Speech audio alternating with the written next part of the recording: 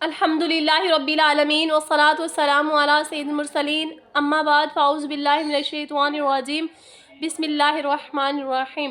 Welcome back my YouTube channel تجوید القرآن۔ تمام سامعین و ناظرین کو السلام علیکم ورحمۃ اللہ وبرکاتہ۔ آج ہم انشاءاللہ عز و جل تیمم کے 26 مدنی پھول میں سے کچھ مدنی پھول پڑھیں گے۔ سرکار اعلیٰ حضرت کی 25ویں شریف کے 26 حروف کی نسبت سے تیمم کے 26 مدنی پھول، ہم اس میں سے کچھ مدنی پھول پڑھیں گے انشاءاللہ عز و جل۔ جو چیز آگ سے جل کر نہ راکھ ہوتی ہو، نہ پگھلتی ہو، نہ نرم ہوتی ہو، جو چیز آگ سے جل کر نہ راکھ ہوتی ہو، نہ پگھلتی ہو، نہ نرم ہوتی ہو، اور وہ زمین کی جنس سے ہو، یعنی کہ زمین کی جنس یعنی کہ اسی کی قسم سے ہو، تو اس سے کیا کرنا؟ تیمم کرنا جائز ہے۔ یعنی کہ جو زمین کی جنس سے ہو، زمین کی قسم سے ہو، اس سے کیا کرنا؟ تیمم کرنا جائز ہے۔ مثلا ریتا، چونا، سرما، کندھک، پتھر، زبرجد، فیروز، عقیق وغیرہ جواہر سے تیمم کرنا کیا ہے؟ جائز ہے۔ یعنی کہ ان سب چیزوں سے تیمم کرنا جائز ہے، ان چیزوں سے تیمم کرنا جائز ہے جو زمین کی جنس یعنی قسم سے ہو، یعنی کہ اسی زمین کی جنس سے ہو، ان پر غبار ہو یا نہ ہو، ان سب چیزوں سے کیا کرنا؟ تیمم کرنا جائز ہے۔ پکی اینٹ، چینی یا مٹی کے برتن سے تیمم کرنا جائز ہے۔ پکی اینٹ، چینی یا مٹی کے برتن سے تیمم کرنا کیا ہے؟ جائز ہے۔ ہاں، اگر ان پر کسی ایسی چیز کا جسم یعنی کہ تہ جمی ہوئی ہو جو زمین کی جنس سے نہ ہو، یعنی کہ زمین کی جنس سے مراد زمین کی قسم سے نہ ہو، مثلا کانچ کا جسم ہو، تو اس سے کیا کرنا؟ تیمم کرنا جائز نہیں ہے۔ اور اس کے علاوہ جس مٹی، پتھر وغیرہ سے تیمم کیا جائے اس کا پاک ہونا ضروری ہے۔ اس کا کیا ہونا ضروری ہے؟ اس کا پاک ہونا ضروری ہے۔ جس مٹی، پتھر وغیرہ سے تیمم کیا جائے اس کا پاک ہونا کیا ہے؟ ضروری ہے۔ یعنی کہ اس پر نہ قسم کی کوئی نجاست وغیرہ کا اثر نہیں ہونا چاہیے۔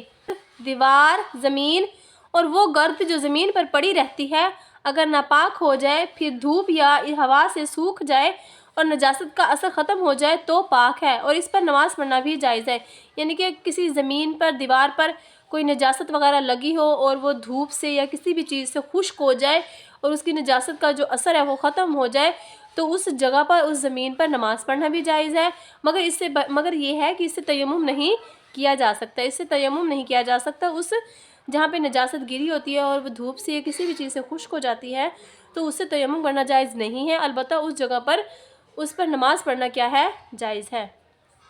اگر کسی لکڑی، کپڑے یا دری وغیرہ پر اتنی گرد ہے کہ ہاتھ مارنے سے انگلیوں کا نشان بن جائے گا تو اس سے کیا کرنا؟ تیمم کرنا جائز ہے، بشرط یہ کہ وہ جو دری ہے، وہ کپڑا ہے یا وہ لکڑی ہے نا، وہ پاک، اس کا پاک ہونا ضروری ہے۔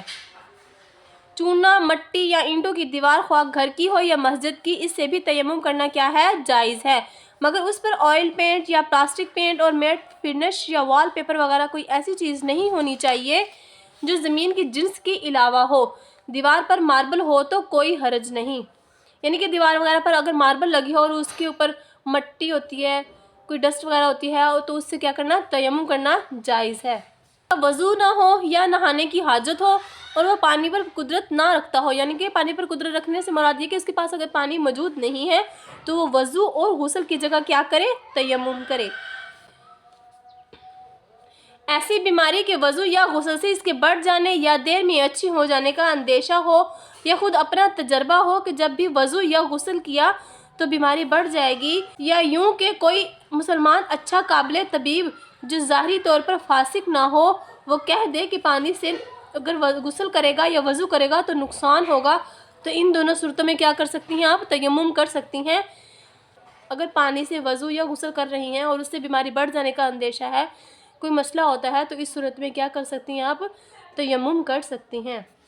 جہاں چاروں طرف 1-1 میل تک پانی کا پتہ نہ ہو وہاں بھی تیمم کر سکتی ہیں، یعنی کہ 1-1 میل تک اگر پانی کا پتہ نہ ہو، پانی نہیں مل رہا ہو، نماز کا جو وقت ہے اس کے ضائع ہو جانے کا اندیشہ ہے، یعنی کہ نماز کے گزر جانے کا اندیشہ ہے، نماز کا وقت گزر جانے کا اندیشہ ہے، تو اس صورت میں آپ کیا کر سکتی ہیں؟ تیمم کر سکتی ہیں۔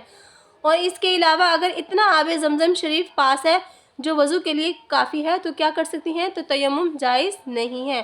اگر آپ کے پاس آب زمزم شریف ہے جو وضو کے لیے کافی ہے تو تیمم جائز نہیں، یعنی کہ صلو علی الحبیب صلی اللہ تعالی علی محمد صلی اللہ تعالی علیہ وآلہ وسلم، اب انشاءاللہ عز و جل نیکسٹ ویڈیو میں نیو ٹاپک کے ساتھ آپ سے ملاقات ہوگی. تب تک کے لیے دعاؤں میں یاد رکھیے گا. اللہ حافظ.